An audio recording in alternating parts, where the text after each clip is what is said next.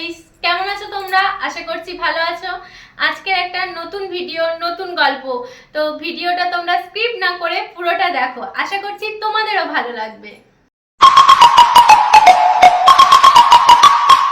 একটা মেয়ে ছোট থেকে এই ধারণা নিয়ে বড় হয় যে বড় হয়ে পড়াশোনা করে তাকে নিজের পায়ে দাঁড়াতে হবে, তার বাবা মার সব দায়িত্ব তাকে নিতে হবে। সে তার বাবা মাকে আর কোনো পরিশ্রম করতে দেবে না। কিন্তু একটা সময়ে এসে সে যতই তার পড়াশোনা আর কেরিয়ারে ফোকাস করুক না কেন, তার লাইফে এমন কেউ আসে তার সাথে বেশি বেশি করে গল্প করা, বাইরে কোথাও ঘুরতে নিয়ে যাওয়া, অতিরিক্ত বেশি কেয়ার করা।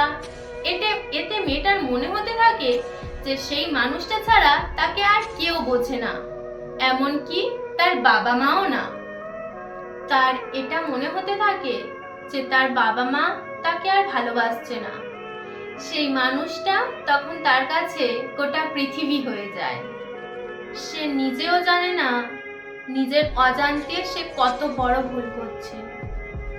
বাবা মা যে ভালোর জন্য তাকে বকাবকি করছে, তখন সে সেটা বুঝতে চায় না। এটা বলা ভালো, তাকে কেউ বুঝতে দেয়নি। যত দিন যেতে থাকে বাবা মার সাথে তার সম্পর্কটা খারাপ হতে থাকে। অপরদিকে সেই মানুষটার সাথে সে আরো বেশি করে আকৃষ্ট হয়ে পড়ে। এইভাবে চলতে চলতে প্রায় অনেক দিনই কাটে। তারপরে সে তার ভুলটা বুঝতে পারে। সে তখন নিজের পড়াশোনা আর কেরিয়ারে ফোকাস করতে থাকে, কিন্তু সে পারে না। সে একদিন সিদ্ধান্ত নিল সে আর এইভাবে বাঁচতে পারবে না।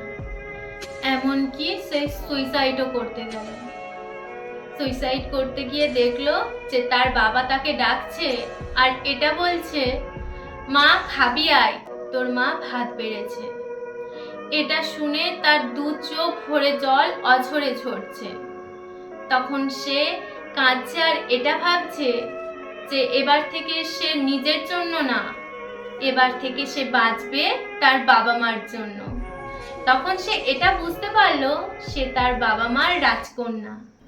আজকের ভিডিওটা এই পর্যন্ত।